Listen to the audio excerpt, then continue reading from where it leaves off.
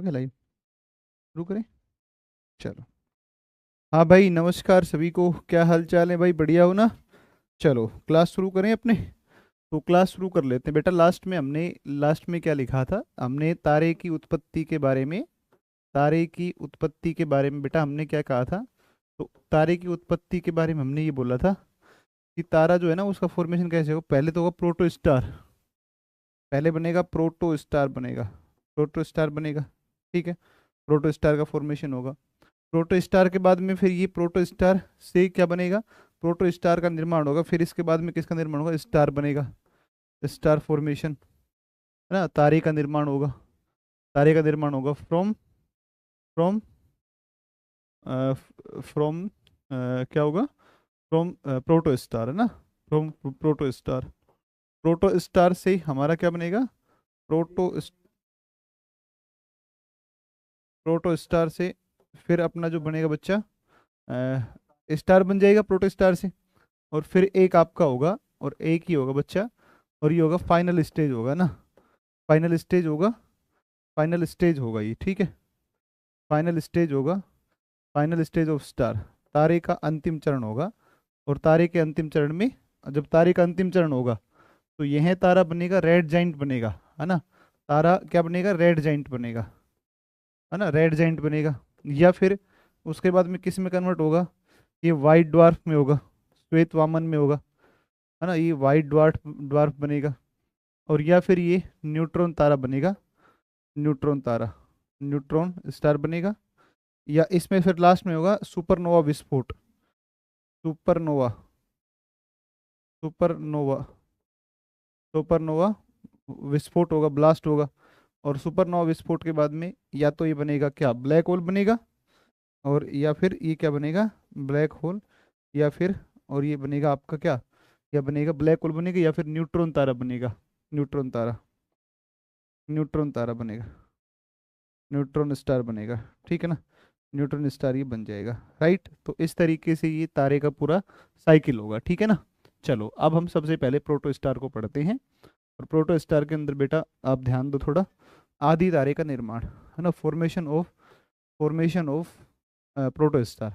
आदि तारे का निर्माण, निर्माण। आदि तारे का निर्माण होगा सबसे पहले, ठीक है। फॉर्मेशन ऑफ प्रोटो स्टार, आप लिख दो। Formation of proto star, proto star. Formation of proto star. तो प्रोटो स्टार का फॉर्मेशन होगा। बताओ प्रोटो स्टार में क्या होगा? ध्यान दो एक बार। प्रोटो स्टार में क्या होगा? हमारी जो आकाश गंगा है, इस आकाश गंगा के अंदर दूर दूर जो है, दूर दूर जो है, बहुत सारे हाइड्रोजन और हीलियम फैली हुई है। हाइड्रोजन और हीलियम अपनी फैली हुई है। हाइड्रोजन हीलियम ये है, पार्टिकल्स हैं, ठीक है ना? एटम्स हैं, ठीक है। हाइड्रोजन हीलियम के एटम्स हैं। ये पूरी आकाश गंगा के अंदर हाइड्रोजन और कुछ हीलियम, ठीक है। ये आकाश गंगा में हाइड्रोजन और हीलियम है, ठीक है ना? तो मैं ऐसे ही बना रहा हूँ, आप एक बार पहले सुन लोगे, उसके बाद में आप भी बेटा बना लेना, ठीक है? देखो, हाइड्रोजन और हीलियम है बहुत सारी, चारों तरफ फैली है हमारी आकाश गंगा में ना। तो hydrogen and helium in universe. Hydrogen and helium, and helium, helium gas, helium gas after, after big bang, big bang. और इसका जो टेम्परेचर है ना, इसका टेम्परेचर ये बहुत कम है। ये टेम्परेचर बहुत कम है। इसका टेम्परेचर -173 डिग्री सेंटीग्रेड है। -173 डिग्री सेल्सियस इसका टेम्परेचर। ये हाइड्रोजन हीलियम गैस है। अब इस हाइड्रोजन और हीलियम गैसों का जो ये बादल है, ये हाइड्रोजन हीलियम चारों तरफ फैली हुई है, अपनी चारों तरफ।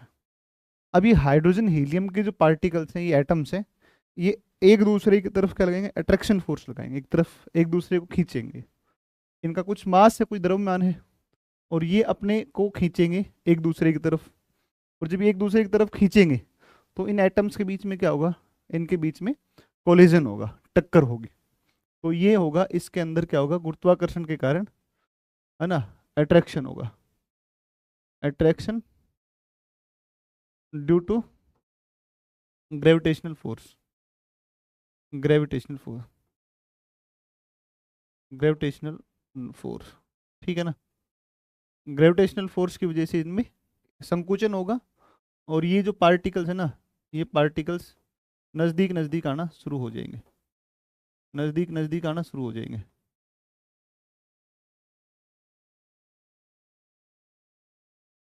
नज़दीक नज़दीक आना शुरू हो जाएंगे। और जब ये एक दूसरे से आकर के टकराएंगे, जब ये एक दूसरे से आकर टकराएंगे ना, तो एक दूसरे से आकर टकराएंगे, तो जब आपस में इनकी टक्कर होगी, तो इससे टेम्परेचर जो बहुत कम है ना, वो धीरे धीरे धीरे धीरे टेम्परेचर बढ़ना शुरू हो जाएगा। पहले दूर दूर थे, अब ये क्या हुए, पास आए, इनमें संकुचन हुआ, और जब ये आपस में टकराने लगे एक दूसरे से, एक दूसरे से टकराने लगे ना, एक दूसरे से टकराने लगे, तो एक दूसरे के साथ टक्कर की वजह से आप देखोगे कि एक दूसरे के साथ टक्कर की वजह से, एक दूसरे के साथ में टक्कर की वजह से इनका टेम्परेचर बढ़ना शुरू हुआ, और अब इनका टेम्परेचर क्या हो गया, इंक्रीज, टेम्परेचर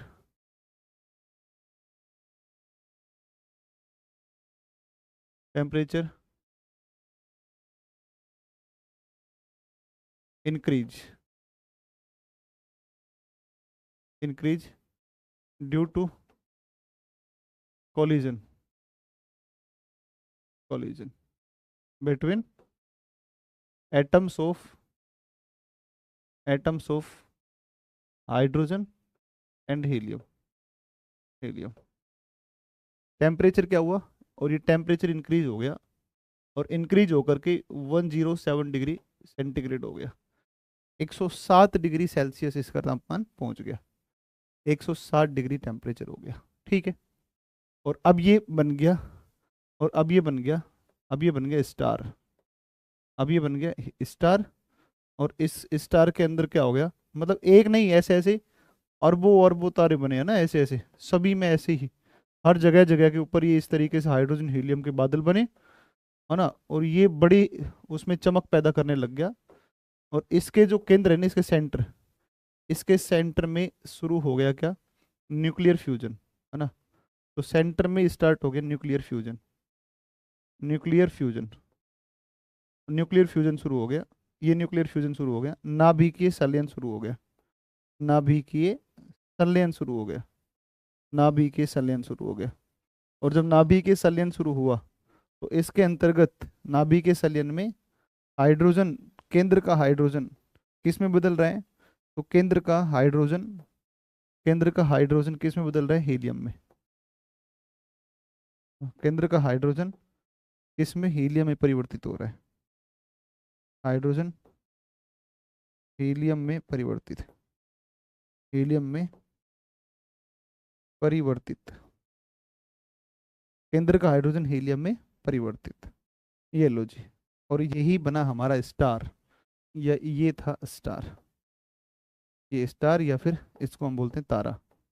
तो शुरुआत में ये एक दूर दूर थे बादल थे, और ये गैस नज़दीक नज़दीक आई, इसको हमने कहा नेबुला, इसको निहारिका हमने कहा, निहारिका। और इस निहारिका का तापमान काफ़ी क्या हो गया, कम हो गया, निहारिका का तापमान कम हो गया। तो शुरुआत में तो ये मतलब गैस फैली हुई है चारों तरफ, फिर इनके जो ये गैस थी इसका तापमान बहुत कम था, -173 डिग्री सेल्सियस। फिर गैस के पार्टिकल्स के बीच में, एटम्स के बीच में क्या हुआ, अ, हाँ आप वो ले सकते हैं भाई, क्रैश कोर्स, कोई दिक्कत नहीं है वहाँ, ठीक है। तो फिर अट्रैक्शन फोर्स लगा, और अट्रैक्शन फोर्स की वजह से, और वो कोलिजन हुआ, टक्कर हुई आपस में किनकी, परमाणुओं की, किसके, हाइड्रोजन हीलियम, या हाइड्रोजन के परमाणु, मैक्सिमम हाइड्रोजन थी, थोड़ी सी हीलियम थी, ठीक है ना। तो फिर ये जो निहारिका बनी या नेबुला बना, इसके अंदर टेम्परेचर बढ़ने लगा, और टेम्परेचर बढ़ करके, क्योंकि आपस में टक्कर हो रही है, तो टक्कर से जब दो चीज़ें ऐसे टकराएंगी तो क्या होगा, टेम्परेचर बढ़ेगा, टेम्परेचर बढ़ के 107 डिग्री सेल्सियस हो गया। इस तरीके से ये बना हाइड्रोजन का इसके जो सेंटर है नेबुला, इसके सेंटर में न्यूक्लियर फ्यूजन शुरू हुआ, और टेम्परेचर बढ़ने के साथ न्यूक्लियर फ्यूजन, और इस तरीके से ये फॉर्मेशन हुआ प्रोटो स्टार से। और इसको क्या कहा गया, तो ये था प्रोटो स्टार हमारा, ये प्रोटो स्टार था। और ये प्रोटो स्टार से क्या बना, प्रोटो स्टार से क्या बना, स्टार बन गया। तो ये प्रोटो स्टार से, प्रोटो स्टार, प्रोटो स्टार आदि तारा जिसको हमने कहा है आदि तारा है, ठीक है ना। और इस आदि तारे से फॉर्मेशन हो गया किसका, स्टार का। फटाफट जल्दी से इस डायग्राम को बनाओ, जल्दी से इस डायग्राम को बनाओ। फिर पढ़ते हैं रेड जाइंट क्या है, वाइट डवार्फ क्या है, न्यूट्रॉन क्या है, पल्सर क्या होते हैं, वो सारा पढ़ते हैं। जल्दी फटाफट इस डायग्राम को आप बना लो, जल्दी छाप लो सारे बच्चे, सारे बच्चे बेटा इसको जल्दी छाप लो, जल्दी छाप दो इसको, जल्दी से इसको बना दो।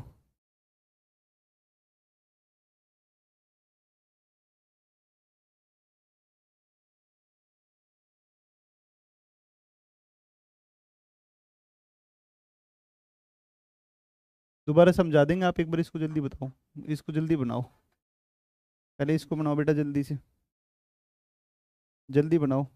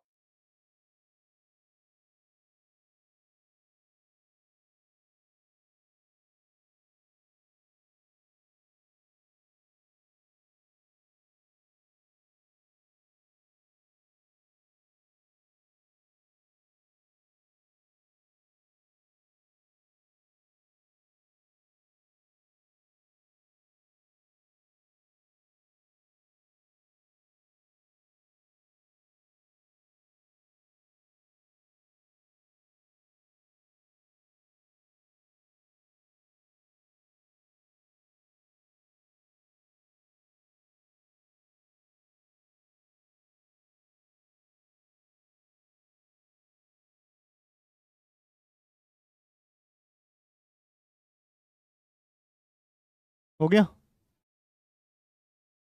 हो गया, चलो ठीक है, डन। अब आप इसको लिखो थोड़ा सा ना, लैंग्वेज में लिखो इसको, मतलब ये तो चूंकि वैसे समझा ही हमने, तो लैंग्वेज में लिखो। तो लिखो आप ऐसे, मैं एक फ्लो चार्ट बनाता हूँ ना, ऐसे लिखो, आरंभ में आकाश गंगाओं में, आकाश गंगाओं में, आकाश गंगाओं में हाइड्रोजन, हाइड्रोजन, हीलियम वे धूल कण उपस्थित थे, धूल कण उपस्थित थे, उपस्थित थे, है ना। तो आप करोगे इन इनिशियल स्टेज, है ना, इनिशियली, इनिशियली इंग्लिश वर्ड लिख दो, initially, initially, initially galaxies consisted, galaxies consist hydrogen, helium gases and dust particles,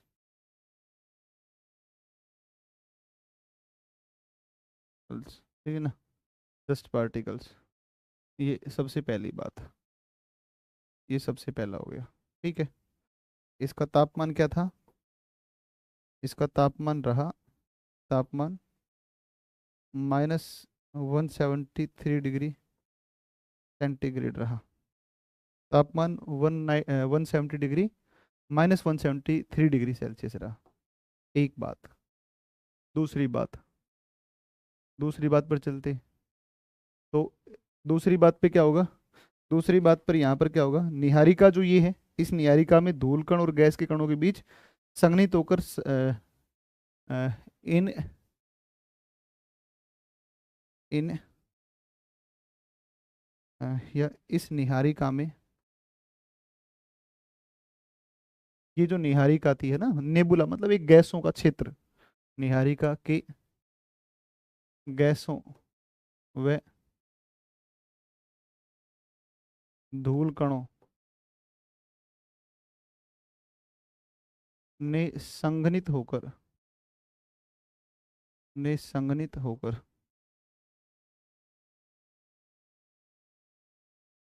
सघन बादलों का निर्माण किया। बादलों का निर्माण किया। निर्माण किया, सघन बादलों का निर्माण किया, ठीक है ना। तो in this nebula dust particle and gas particles considered condense at one place and form clouds, ठीक है। तो लिखोगे in this nebula,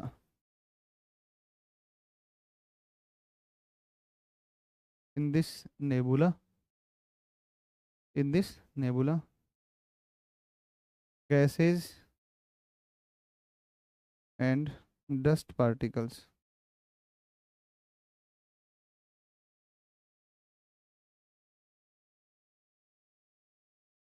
consisted at one place and form formed cloud, dense cloud, cloud, ये क्लाउड, ये इसने cloud का क्या कर लिया, फॉर्मेशन कर लिया। दूसरा ये लिखो, ये क्लाउड का फॉर्मेशन कर दिया, क्लाउड्स बन गई ना। ये इसके बाद में क्या लिखोगे, इसके बाद में लिखोगे कि जो क्लाउड्स हैं इनके जो पार्टिकल्स हैं, गैस पार्टिकल्स, या इनके बीच में क्या हुआ, इन पार्टिकल्स के बीच में, अणुओं के बीच में टक्कर हुई है ना। तो गैस कणों, गैस एवं धूल कण, धूल कणों में टक्कर से,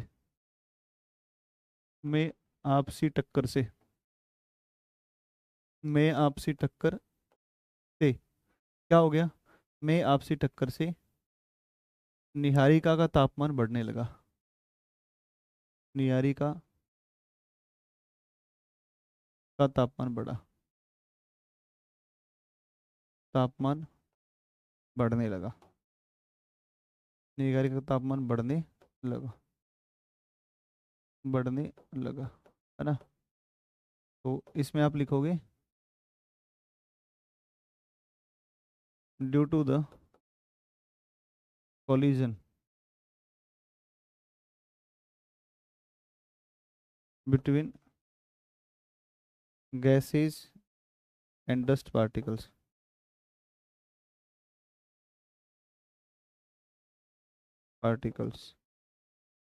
temperature increase, ठीक है ना, temperature increase of nebula, nebula, nebula, है ना। और यही नेबुला आगे चलकर किस में कन्वर्ट हो गई, तो यही बनी प्रोटोस्टार। यही जो नेबुला है यही बना आपका, यही होगा प्रोटोस्टार। प्रोटोस्टार ऐसे लिख दो, सेम ऐसे का ऐसा, ये बन गया आदि तारा। ये आदि तारा हो गया। ये प्रकाश उत्पन्न नहीं करता है, ध्यान रखना, प्रकाश उत्पन्न नहीं करता है, नहीं करता है, डज नॉट एमिट लाइट, ठीक है, प्रकाश उत्पन्न नहीं करता है। प्रकाश यह है ऊर्जा व प्रकाश, ऐसे लिखो, यह है ऊर्जा व प्रकाश, ऊर्जा व प्रकाश उत्पन्न नहीं करता है। Does not emit, does not emit energy and light, and light, यह है प्रकाश, और ये ऊर्जा, प्रकाश और ये जो है ऊर्जा, कुछ भी उत्पन्न नहीं करेगा, कुछ भी उत्पन्न नहीं करेगा।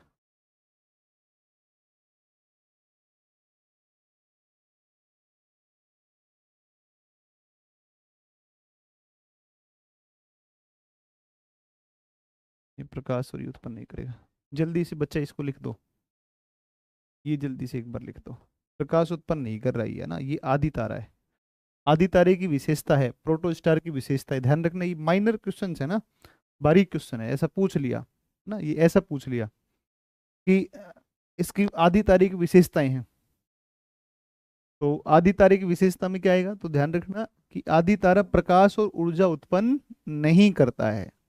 हाँ, आदि तारा जब प्रकाश उत्पन्न करने लगेगा तो फिर वो तारा कहलाएगा, फिर तो स्टार हो जाएगा जब वो ऊर्जा उत्पन्न कर देगा तो।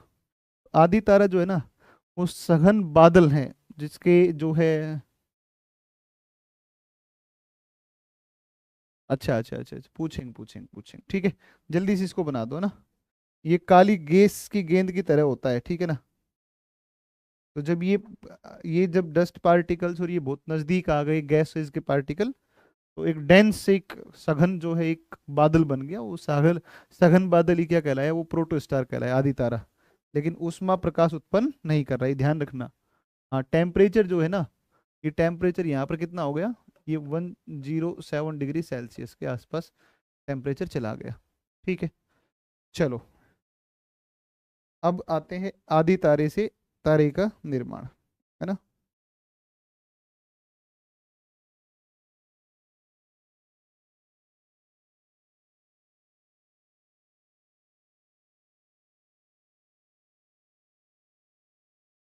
ये सबने लिख लिया, जल्दी बताओ फटाफट।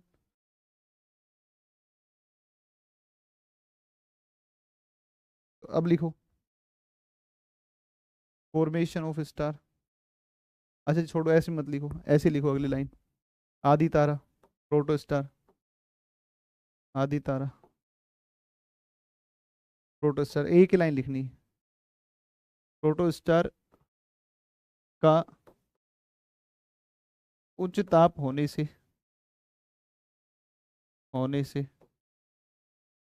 Due to high temperature, due to high temperature,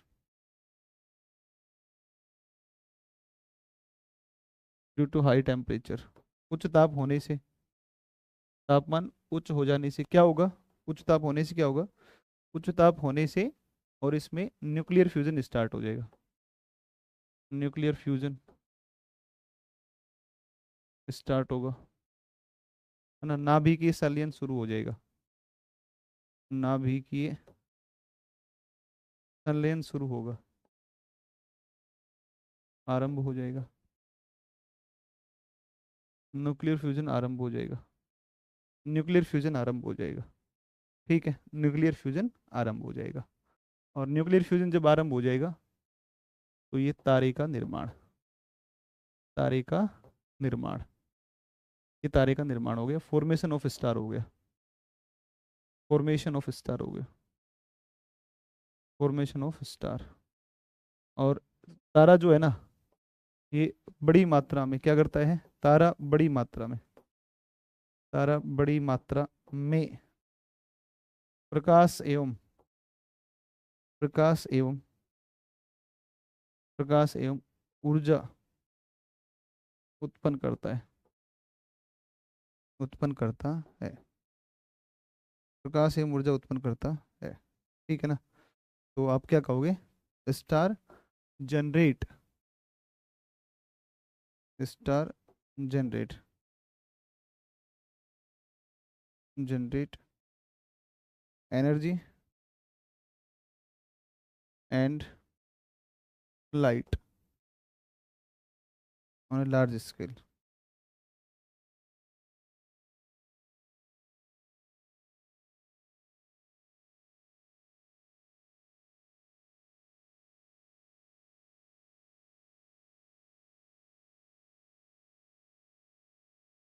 है ना। तो तारा जो होगा ना, वो तारा क्या करेगा, बड़ी मात्रा में क्या करेगा, बड़ी मात्रा में उत्पन्न करेगा प्रकाश, बड़ी मात्रा में उत्पन्न करेगा प्रकाश, बड़ी मात्रा में उत्पन्न करेगा प्रकाश, ठीक है ना। ये बड़ी मात्रा में प्रकाश उत्पन्न करेगा। नहीं नहीं नहीं, ये ब्लैक होल नहीं है, अभी ब्लैक होल आगे आएगा ना। चलो,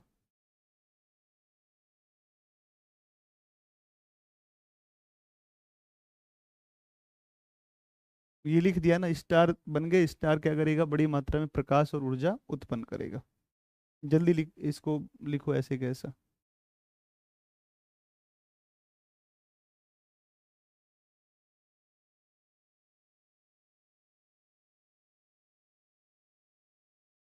अब आते हैं फाइनल स्टेज के ऊपर, है ना, अंतिम चरण पर आते हैं। तारा सबसे अंत में क्या करेगा, सुनो एक बार। तारा सबसे अंत में क्या करेगा, है ना, तो ये तारा सबसे अंत में क्या करेगा। अब जो तारा है ना, ये हमारा स्टार था, ये मान लो हमारा तारा था, स्टार है ये, स्टार। ठीक है। अब स्टार के अंदर सेंटर में, ये जो केंद्र है, तारे के केंद्र में न्यूक्लियर फ्यूजन जो है ना वो क्या हो गया, अब समाप्त हो गया। न्यूक्लियर फ्यूजन क्या हो गया, समाप्त। ठीक है। ये तारा है, इसके केंद्र में, तारे के केंद्र में, के केंद्र में, ये अंतिम स्टेज है, तीसरी हमने लिखी थी ना यहाँ पर, ये वाली stage, final stage of star. Last में क्या होता है तारे के साथ में, तारे के केंद्र में जो है नाभिकीय संलयन बंद, नाभिकीय संलयन बंद हो जाता है, संलयन बंद हो जाता है ना। तो nuclear fusion in centre of star, in star, है ना। न्यूक्लियर फ्यूजन जो है ना ये समाप्त हो जाएगा, लेकिन तारे का जो बाहरी जो रीजन है ना, आउटर रीजन तारे का, ये जो बाहरी क्षेत्र है तारे का,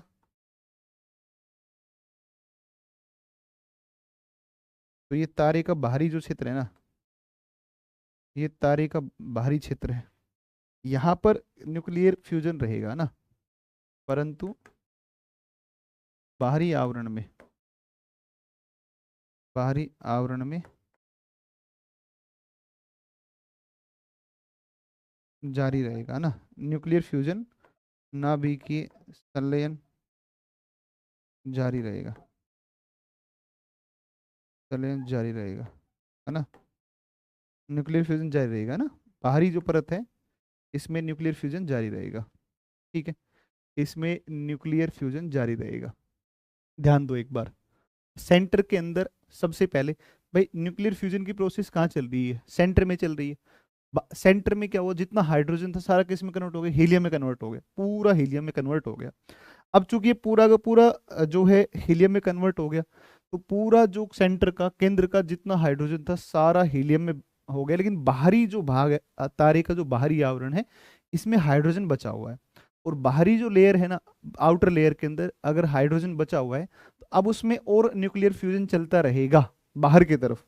और जब तारे के सेंटर के अंदर जब न्यूक्लियर फ्यूजन का वो हो जाएगा बंद, तो न्यूक्लियर फ्यूजन बंद होने की स्थिति में यहाँ पर क्रोड जो होता है या कोर होता है, इसमें दाब क्या होगा, कम हो जाएगा। और कोर का जब दाब कम हो जाता है, तो कोर के दाब कम होने की वजह से अब ये क्या होने लगता है, संकुचित होने लगता है, संकुचन इसमें उत्पन्न हो जाता है, संकुचन उत्पन्न हो जाता है। ठीक है ना, संकुचन उत्पन्न हो जाता है। ठीक है। और जैसे संकुचन उत्पन्न होता है तो तारा का जो बैलेंस है, वो तारे का बैलेंस बिगड़ना शुरू हो जाएगा। और तारे का जब बैलेंस बिगड़ेगा तो इसमें देखो, तारे में जैसे ही नाभिकीय संलयन बंद बंद हो गया, बंद होने से, बंद होने से केंद्र में संकुचन होता है, कॉन्ट्रैक्शन कॉन्ट्रैक्शन होता है, केंद्र में संकुचन उत्पन्न होता है, केंद्र में संकुचन। ठीक है ना, केंद्र में संकुचन होता है, केंद्र में संकुचन होता है, जिससे जिससे तारा असंतुलित हो जाता है, जिससे तारा असंतुलित हो जाता है, असंतुलित हो जाता है, असंतुलित हो जाता है, असंतुलित हो जाता है। ठीक है ना, स्टार क्या हो जाएगा, अनबैलेंस हो जाएगा। और तारा जब असंतुलित हो जाएगा तो असंतुलित होकर के यह अपना क्या करता है, संतुलन स्थापित करने के लिए अपने बाहरी आवरण में फैलाव करता है, और इसका जो रंग है ना वो कैसा हो जाता है, लाल रंग हो जाता है। इसे संतुलित करने के क्रम में, इसे संतुलित करने के क्रम में, संतुलित करने के क्रम में, संतुलित करने के के लिए, के लिए, के लिए तारा अपना फैलाव करता है, अपना बाहरी फैलाव करता है, बाहरी फैलाव करता है। और जब ये बाहरी फैलाव करेगा ना, तो बाहरी फैलाव करेगा ना सूर्य का जो है ना सन, सन भी क्या होगा, सन का पूरा सेंटर का हाइड्रोजन हीलियम में कन्वर्ट होगा। तो सूर्य जो अभी दिखता है वो लाल रंग हो जाएगा बिल्कुल। और सूर्य का बैलेंस जब बिगड़ना शुरू होगा, तो सूर्य ना अपना फैलाव करेगा, और फैलाव करेगा ना तो जो आंतरिक ग्रह हैं, इंटरनल प्लैनेट्स हैं, बुध शुक्र पृथ्वी मंगल, चारों को खा जाएगा तारा, है ना। सूर्य सब सूर्य के अंदर समा जाएंगे, इतना विस्तार कर लेगा सूर्य अपना, ठीक है ना। तो फैलाव करता है, फैलाव करता है, फैलता है, फैलाव करता है, तथा फैलाव करता है तथा तथा इसका रंग लाल हो जाता है। इसका रंग कैसा हो जाता है, लाल। इसका रंग लाल हो जाता है, लाल हो जाता है, इसका रंग लाल हो जाता है, जिसे लाल दानव कहा जाता है ना। जिसे लाल दानव कहा जाता है, जिसे रेड जाइंट, जिसे लाल दानव कहा जाता है, लाल दानव कहा जाता है, रेड जाइंट कहा जाता है, which is called red giant, which is called red giant, लाल दानव कहा जाता है। तो लाल दानव आपको समझ में आया होगा कि लाल दानव किस स्थिति में बनता है। लाल दानव कब बनेगा, लाल दानव तब बनेगा, लाल दानव तब बनेगा जब तारे के सेंटर का सारा हाइड्रोजन कन्वर्ट हो जाएगा किसमें, हीलियम में।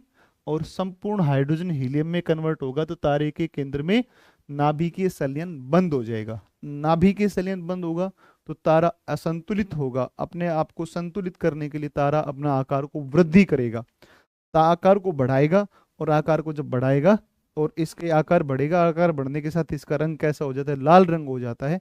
और लाल रंग होने के कारण इसे क्या कहा जाता है, रेड जाइंट के नाम से जाना जाता है, ठीक है ना। बहुत विशाल आकार हो जाता है और इसका कलर कैसा हो जाता है, लाल हो जाता है। सूर्य भी 5,000 मिलियन वर्ष बाद किस में कन्वर्ट होगा, रेड जाइंट तारे में कन्वर्ट हो जाएगा, है ना। तो है ना।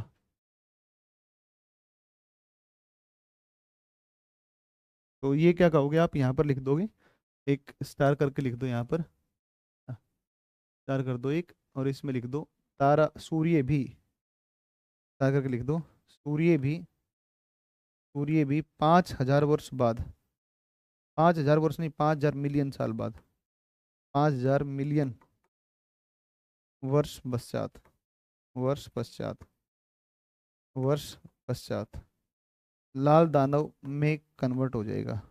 ये रेड जॉइंट सीधा लिख दो, red joint, red joint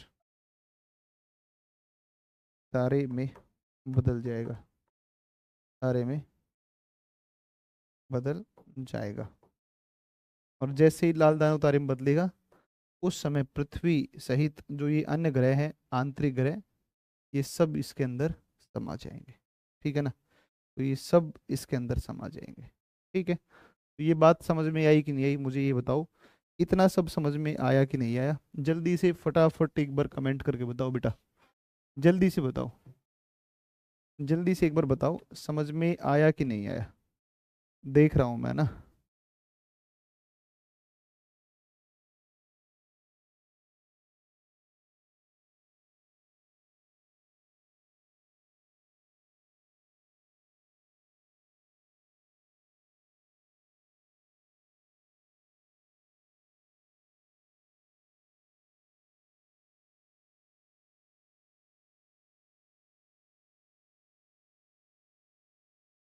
clear है सबका। संकुचन का मतलब होता है कंट्रैक्शन होना, है ना। संकुचन का मतलब होता है कंट्रैक्शन होना, कंट्रैक्शन होना, ठीक है ना।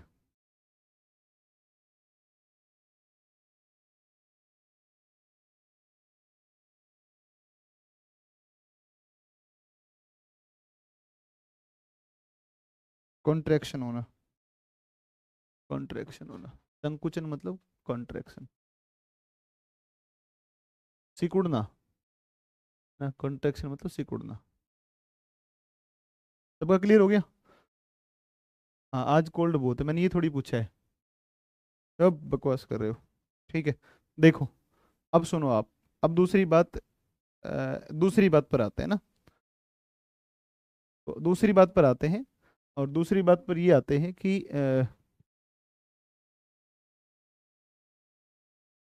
दूसरी बात पर ये आते हैं कि अब ये तो आपने लाल दानव आपने कह दिया कि सर ये बात तो समझ में आई कि लाल दानव। ये वाइट ड्वार्फ क्या है? श्वेत वामन क्या है? श्वेत वामन क्या है? तो श्वेत वामन क्या है? दो अवस्थाएं होती हैं। श्वेत वामन क्या है? ठीक है, दो अवस्थाएं होती है श्वेत वामन की और लाल दानव की। देखो, अ, आपका दो स्टेज होते हैं ऑफ, अच्छा दो स्टेज होते हैं, दो अवस्थाएं होती हैं, दो अवस्थाएं। यदि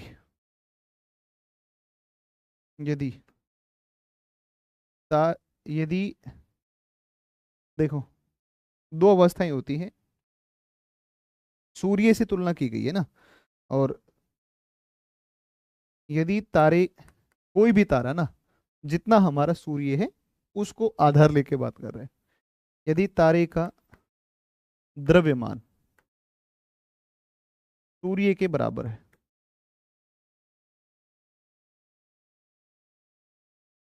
और एक है यदि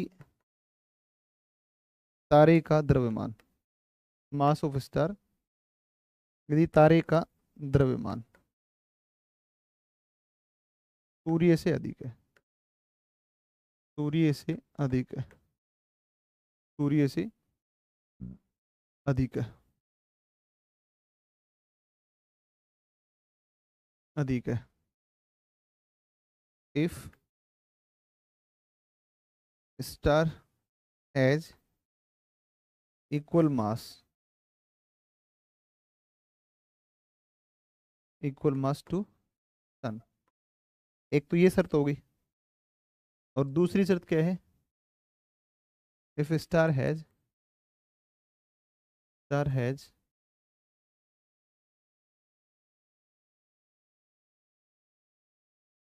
मास मोर देन सन।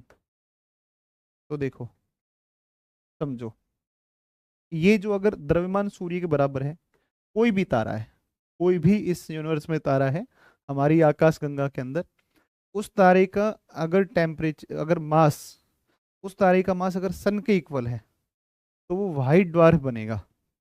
और यदि सूर्य से ज्यादा है उसका मास, तो उसमें एक बड़ा भयानक विस्फोट होगा।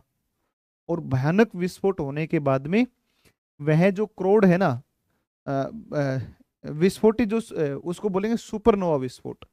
और एक बहुत बड़ा सुपरनोवा विस्फोट होगा। उसके बाद में तारा या तो न्यूट्रॉन तारा बनेगा, या फिर क्या बनेगा, ब्लैक होल में कन्वर्ट हो जाएगा। ब्लैक होल कैसे बनेगा? कि यदि किसी भी तारे का द्रव्यमान मास सन से ज्यादा है, तो अपनी अंतिम स्टेज के अंदर, लास्ट स्टेज में, तारा एक बड़ा विस्फोट करेगा। और यदि वो बड़ा विस्फोट करेगा, तो बड़ा विस्फोट करेगा तो उसको बोलेंगे सुपरनोवा विस्फोट, है ना।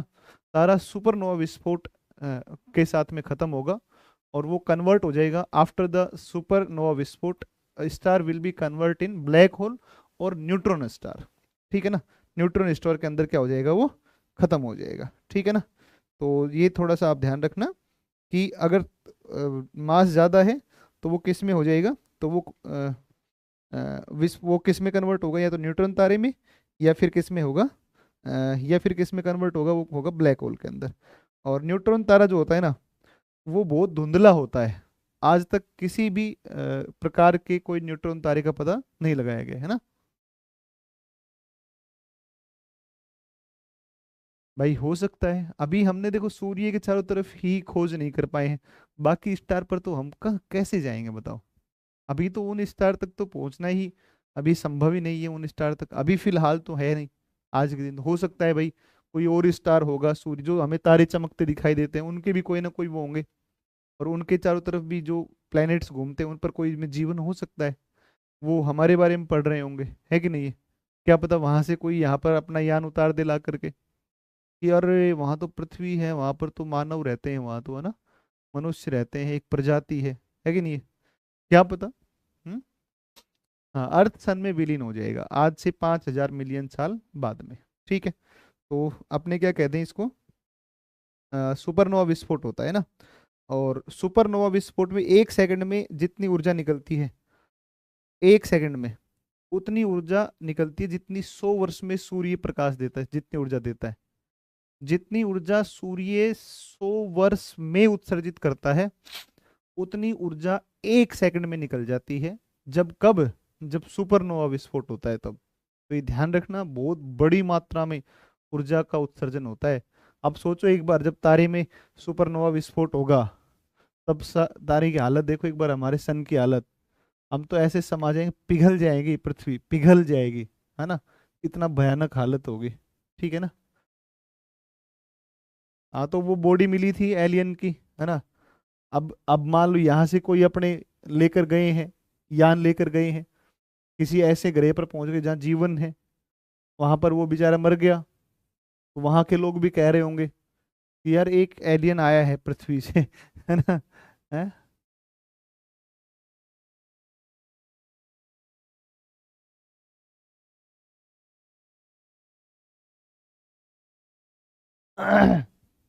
चलो, हो गया। देखो, तो यदि तारे का द्रव्यमान इसके बराबर है तो ये किस में होगा? तो ये कन्वर्ट इन वाइट ड्वार्फ, है ना, श्वेत वामन में परिवर्तित होगा। श्वेत वामन में परिवर्तित होगा। श्वेत वामन में परिवर्तित हो जाएगा। और ये क्या होगा? इसमें इसमें होगा सुपरनोवा विस्फोट, सुपरनोवा ब्लास्ट होगा, सुपरनोवा विस्फोट होगा। और सुपरनोवा विस्फोट होगा, और इसके बाद तारा किस में कन्वर्ट हो जाएगा? इसके बाद, इसके बाद तारा किस में कन्वर्ट होगा? इसके बाद तारा, इसके बाद तारा कन्वर्ट होगा किसके अंदर? इसके बाद में तारा कन्वर्ट होगा या तो न्यूट्रॉन तारे में, न्यूट्रॉन स्टार, और ब्लैक होल में। ब्लैक होल में, ब्लैक होल, ब्लैक होल वह होता है जिसके अंदर कोई भी चीज समा जाती है ना, कुछ भी बाहर नहीं आता है जिसके बाद में। ठीक है। और न्यूट्रॉन तारा जो है ना, न्यूट्रॉन तारा, जब वो न्यूट्रॉन तारा रेडियो वेव्स जब उत्सर्जित करता है, जनरेट करता है, तो उसे क्या कहते हैं? उसे ही हम बोलते हैं क्या? पल्सर। ठीक है ना। चलो, तो चक्कर लगाता हुआ न्यूट्रॉन तारा ब्रह्मा आकाश गंगा में चक्कर लगाता हुआ, आकाश गंगा में चक्कर लगाता हुआ, आकाश गंगा में चक्कर लगाता हुआ, चक्कर लगाता हुआ, आकाश गंगा में चक्कर लगाता हुआ, आकाश गंगा में चक्कर लगाता हुआ न्यूट्रॉन तारा, न्यूट्रॉन तारा, न्यूट्रॉन तारा रेडियो तरंगे उत्सर्जित करता है, रेडियो तरंगे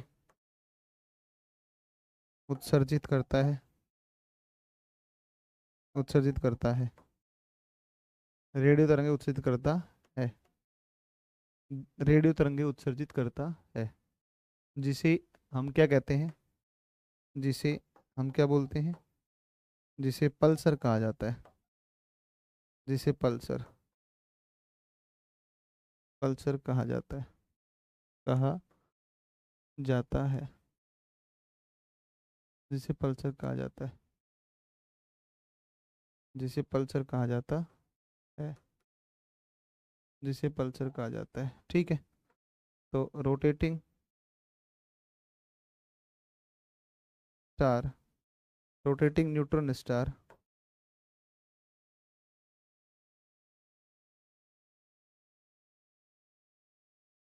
rotating neutron star generate,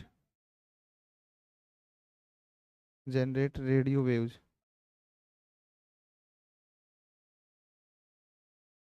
which is called, which is called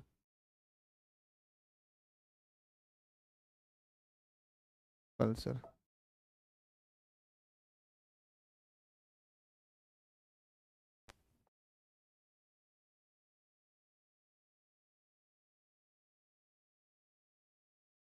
है ना।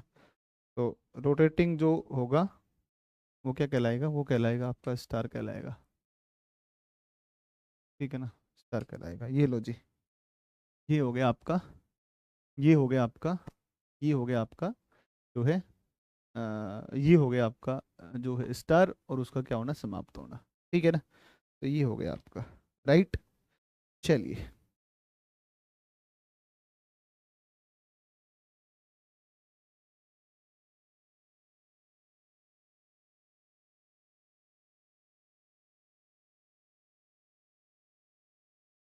हो गया, चलो ये हो गया। पल्सर क्या होता है? अरे यार तुम अजीब आदमी हो यार, मतलब मैं क्यों ये पढ़ा रहा हूँ आपको, ये बताओ क्यों लिख रहा हूँ, मैंने क्या लिखा है? न्यूट्रॉन तारा होता है, न्यूट्रॉन तारा क्या करता है, आकाशगंगा में चक्कर लगाता हुआ न्यूट्रॉन तारा रेडियो तरंगे उत्सर्जित करता है, जिसे ही क्या कहते हैं, पल्सर कहते हैं। अजीब हो, फिर भी पूछ रहे हो न्यूट्रॉन तारा क्या होता है। हाँ तो भाई ये थोड़ा सा ना, एक बार एक क्लास को वापस रिपीट कर लेना, मुझे पता है ये थोड़ा सा मतलब टफ हो गया होगा आपके लिए ना, और टफ हो गया, मुझे पता है 100% हो गया होगा। लेकिन एक बार दो बार देखोगे ना, 2 बार तो बिल्कुल क्रिस्टल एंड क्लियर आ जाएगा, शानदार समझ में आ जाएगा ना।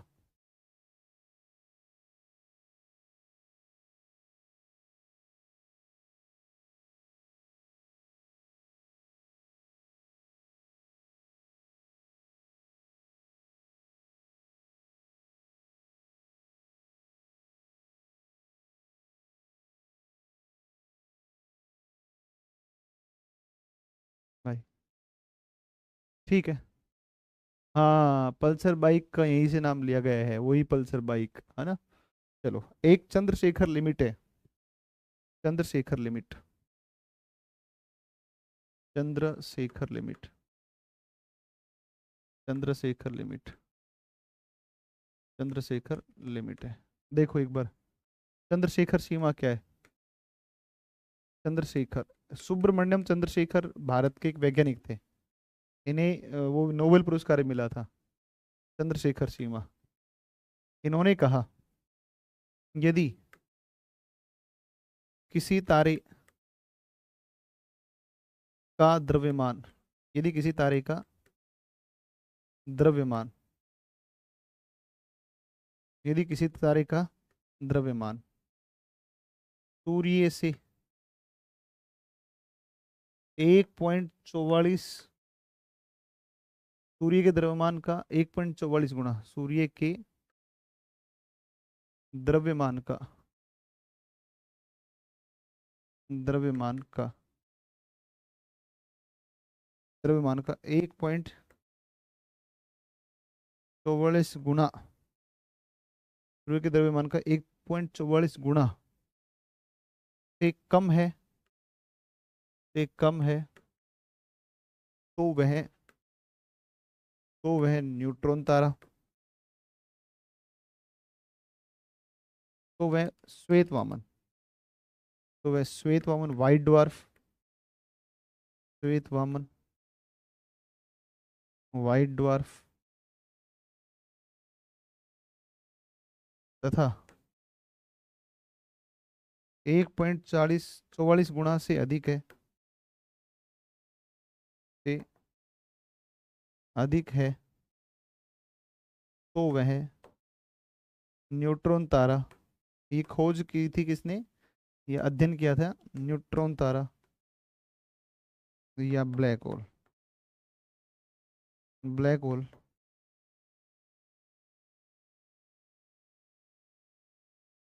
ब्लैक होल में परिवर्तित होगा, में परिवर्तित होता है, में परिवर्तित होता है, ब्लैक होल में परिवर्तित होता है। और इसे ही क्या कहते हैं, 1.44 गुना का जो ये इन्होंने कॉन्सेप्ट दिया, इसकी स्टडी इन्होंने की, तो इसे ही हम बोलते हैं चंद्रशेखर सीमा। इसके लिए, इस स्टडी के लिए इन्हें क्या दिया गया था, इन्हें दिया गया था नोबेल पुरस्कार, 1983 का नोबेल पुरस्कार दिया गया था इस सिद्धांत के लिए। 1983 में इन्हें नोबेल पुरस्कार, इनका नाम था, पूरा नाम था डॉक्टर सुब्रमण्यम चंद्रशेखर, है ना। अ, इस सिद्धांत के लिए, for this theory, sorry, Nobel prize was gave to Subramaniam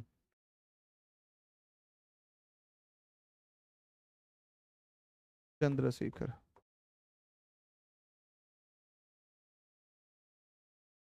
इन 1983,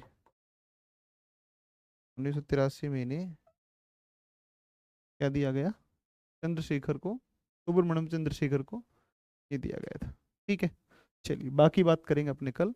कल पढ़ेंगे सोलर सिस्टम, सारे के सारे सूर्य और सूर्य से रिलेटेड जितनी बातें हैं वो सब। अब सूर्य के बारे में एक चीज़ तो क्लियर होगी होगी कि सन के अंदर जो वो होती है, क्या बोलते हैं, जो एनर्जी आती है, वो एनर्जी किसकी वजह से आती है, तो उसकी एनर्जी का कारण क्या होता है, उसका कारण होता है, बताओ क्या होता है, उसका कारण होता है न्यूक्लियर फ्यूजन होता है।